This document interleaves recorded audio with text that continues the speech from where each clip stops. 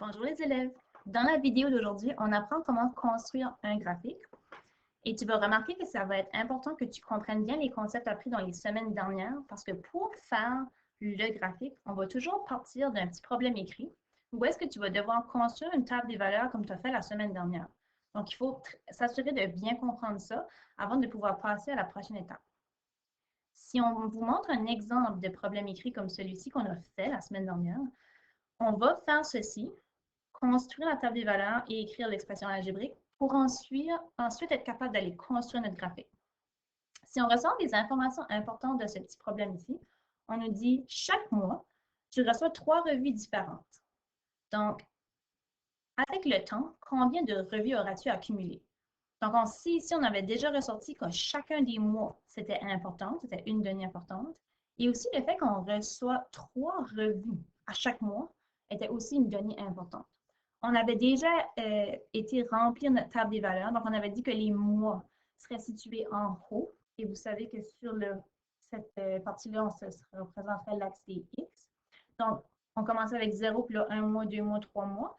Et les revues sur l'axe des Y, donc chaque fois qu'on avait 1 mois, on avait 3 revues. Là, on dit, OK, 2 mois, 6 revues, 3 mois, 9 revues. Comment on avait fait pour aller trouver ça encore? On avait été voir, qu'est-ce qui se passait toujours de un mois à l'autre. Donc, si on regarde au fur et à mesure, on pouvait remarquer qu'au fur et à mesure des mois, on avait toujours la même régularité, la même chose qui se passait, et on avait plus 3 revues à chaque mois. Une fois qu'on a la régularité, on est capable d'aller construire notre équation algébrique. Notre expression algébrique, excusez-moi. Non, notre équation avec égal. Donc, ici, on a Rx est égal à Y. Donc, le R représente la régularité. Dans ce cas-ci, c'est notre poids. Et on va tout simplement aller le remplacer. Ça nous donne notre équation algébrique qui est 3x est égal à Y. Avec tout ceci, on est capable d'aller construire notre graphique. On a toute l'information qu'on a besoin, qui est notre prochaine question. Donc, trace un graphique qui représente la situation. Pour ce faire, moi, je vais utiliser une petite table comme ceci. Toi, tu peux utiliser du papier soit quadrillé ou juste du papier ligné ou même blanc, si c'est correct. Si tu as une règle, ça va être très utile. Pour construire le graphique, on va suivre 6 étapes très importantes. On va placer dans tes notes de cours, dans ton support de cours sur Teams. Et ces 6 étapes-là, c'est très important que tu les suives à la lettre pour t'assurer de ne pas manquer d'étapes. La première ici nous dit trace l'axe des X horizontal et l'axe des Y à la verticale. Donc, on va aller sur notre Smart et on va tracer nos axes. Donc, on a vu il y a quelques semaines que l'axe des X se retrouve en dessous ici à l'horizontale. On fait une petite flèche. Et la même chose avec l'axe des Y. Donc, si on retourne de nouveau à nos étapes, la première étape est faite. On va regarder la deuxième. Placez la lettre correspondant à l'axe au bout de cette dernière. Donc, on sait, comme on peut voir à la gauche, que X est à l'horizontale et Y à la verticale. Mais ça a l'air banal, mais c'est un détail très important. Il faut que tu identifies tes axes. Donc, si jamais on t'évaluerait sur ceci, tu pourrais perdre des points si tu ne le fais pas. Donc, X, moi, je le mets au bout de la flèche habituellement, à l'horizontale, et Y à la verticale. Donc, ça, c'est l'étape numéro 2. La troisième, ça dit écrire le titre du graphique et le titre de chaque axe. Si tu regardes à la gauche, tu remarqueras que sur l'axe des X, il y a un titre et sur l'axe des Y aussi. Le titre général, on va toujours commencer à l'écrire avec la relation entre. Okay? Puis ensuite de ça, ce qu'on fait, c'est qu'on prend le nom qui est sur l'axe des X et le nom qui est sur l'axe des Y pour former notre titre. Donc ici, ça dit relation entre le nombre de tablettes de chocolat vendues, qui est le titre de l'axe des X, et l'argent amassé, qui est le titre de l'axe des Y.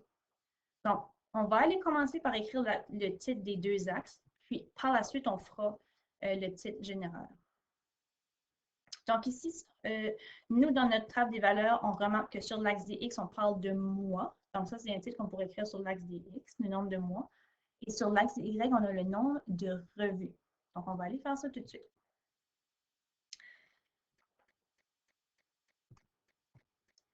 Donc, j'ai sauvé un petit peu de temps, donc je l'ai fait sur la page ici. Donc, le mois, les mois sur l'axe des X et le nombre de revues accumulées sur l'axe des Y. Sachant qu'on commence toujours notre titre général avec la relation entre, on peut écrire ceci.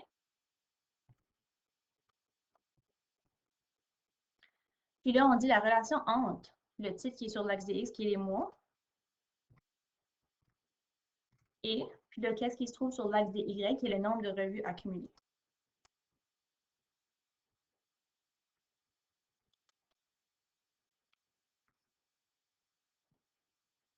Donc là, notre prochaine étape est complétée. Donc, écrire le titre des graphiques, c'est fait. Là, on nous demande d'aller diviser à la quatrième étape l'axe des X et Y adéquatement et on te dit que les bonds doivent être constants. Donc, si je te ramène encore une fois au tableau qui est à la gauche, tu remarqueras qu'on met des bonds sur l'axe et chaque espace est divisé également entre chaque chiffre. Tu remarqueras aussi que l'axe des X ici n'est pas pareil que l'axe des Y. Ça, c'est correct. Donc, ça peut différencier d'un axe à l'autre, tant et aussi longtemps que l'espace entre les bonds reste le même. Donc, nous, si on regarde notre graphique, on parle de mois ici. Donc, on va probablement aller diviser ceci par des chiffres avec 1, 2, 3, 4, etc. mois. Mais on n'a pas vraiment besoin de juste prendre un petit carré pour un mois parce qu'on se retrouverait avec une quinzaine de mois. Donc, moi, je vais sauter avec 2 carrés pour représenter l'espace d'un mois.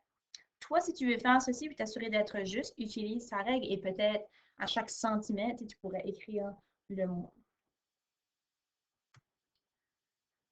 Petit point important aussi, on a vu que le 0 qui est au coin, c'est notre point d'origine 0, 0. Très important de toujours l'inscrire et ensuite aller inscrire les autres chiffres. Donc, à 2 cases, ça va être mon premier mois. Là, regarde, je saute encore un autre 2 cases pour le deuxième. Et là, ainsi de suite. Donc, comme vous pouvez voir, les chiffres de 1 à 6, ça représente les mois et j'ai laissé le même espace entre chaque. Sur l'axe des Y, si je reviens à ma table des valeurs, c'est représenté par le nombre de revues. Mais ici, on peut écrire les nombres de 1 jusqu'à 15 ou on peut faire des bonds de 3. Donc, c'est vraiment votre choix. Tant et aussi longtemps que c'est bien divisé. Donc, si je retourne, moi, je vais faire des bonds de 1. Puis vous allez voir que la ligne ici va monter beaucoup plus vite. Donc, tous mes chiffres sur l'axe des Y sont inscrits. J'ai fait des bonds de 1. Donc, si on revient à notre feuille d'étape, donc l'étape numéro 4, elle est faite. À la cinquième étape, on te dit, à l'aide de la table des valeurs, place les points au bon endroit. Donc, ça, tu l'as vu il y a 2 semaines comment le faire. Si on revient à la table des valeurs, nous, on sait qu'à chaque fois qu'on a un mois, on a 3 revues. Donc, on peut aller le faire jusqu'au 4e mois. On remarque qu'au 5e, on se rend à 15. Mon graphique se rend seulement jusqu'à 13. Donc, moi, je ne suis pas en mesure de le remplir. Mais toi, tu pourrais juste monter tes chiffres en haut pour ajouter ici jusqu'à ce que ça se rende jusqu'à 15. Ma table est un petit peu trop petite. Mais toi, tu pourrais le faire. Donc, si on va placer les points, on va les changer de couleur. Donc, on sait que quand on a un mois, on a 3 revues. On a 2 mois, on y va à 6. 3, on est rendu à 9. Et vous voyez que c'est toujours les mêmes bons qui se passent d'un à l'autre. Donc, 4, on va aller à 12. Et on n'est pas en mesure de mettre 5 et 6 dans le mien, mais toi, tu sais que ton 5 serait probablement à l'entour d'ici. Okay. Et le 6 serait encore plus haut. Donc, ça, c'était notre 5e étape. Ça, c'est fait. La dernière étape est celle qui peut parfois être un petit peu mélangeante. Ça dit relier les points ou non par une ligne. Donc, il y a certains graphiques dans lesquels tu dois relier les points et il y a d'autres où est-ce que tu n'es pas supposé le faire. Comment savoir quand il faut le faire ou non? Voici ce que c'est. Si ce que tu peux acheter ou ce que tu essaies de vendre ou l'article en question ne peut pas se donner ou se briser en deux ou on ne peut pas avoir une demi de cet article-là, tu n'es pas supposé relier les points. Par exemple, je ne sais pas si c'est trop clair, mais regarde à la gauche. Ici, on a des tablettes de chocolat. C'est ce qu'on vend. Ben, on ne peut pas aller vendre une demi-tablette de chocolat. Donc, ça ne se fait pas. Tu ne peux pas aller au magasin et dire, ah ben, ouvre le papier, casse-moi 2 morceaux, puis je m'en vais. Puis donc, il faut vraiment que tu en achètes une au complet. Donc, on ne relie pas les points. Un peu la même chose lorsqu'on revient à notre graphique. Ici, on parle des revues accumulées. Ben, tu ne peux pas juste dire, OK, ben, je vais commander juste les 5 premières pages pour ce mois-ci. Donc, non, il faut que tu commandes le magazine au complet. Donc, la revue, là, on ne peut pas avoir une demi-revue. Dans ce cas ici, si tu ne peux pas faire ça, tu ne relis pas les points. Si tu pouvais avoir une demi de quelque chose, tu pourrais relier les points. Donc là, ça serait différent. Donc, dans notre cas, dans notre graphique, on ne relie pas les points. Donc, notre sixième étape, là, elle est terminée. Si tu veux un exemple de où est-ce que tu pourrais relier les points, je vais descendre un petit peu plus bas, j'en ai un ici.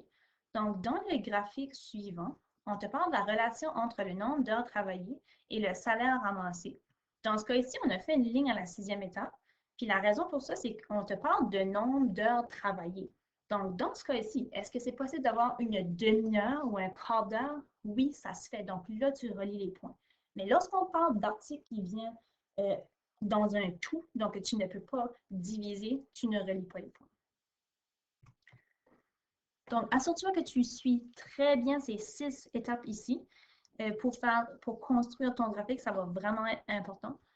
Et comme tu peux voir, on a tout suivi, ça devrait ressembler à ceci. Donc, tu as un titre général, un titre sur l'axe des Y et des X, tes flèches sont dessinées, tes axes sont marqués, tu as écrit les bons qui sont tous égaux sur chacun de tes X, tu as fait tes points, et au besoin, tu as relié la ligne. Dans ce cas-ci, on n'avait pas besoin de le faire. Donc, à chaque fois que tu vas construire un graphique, gêne-toi pas de regarder la liste des 6 étapes pour t'assurer que tu es sur le bon chemin. Donc, gêne-toi pas de poser des questions aussi si tu en as, et bon travail.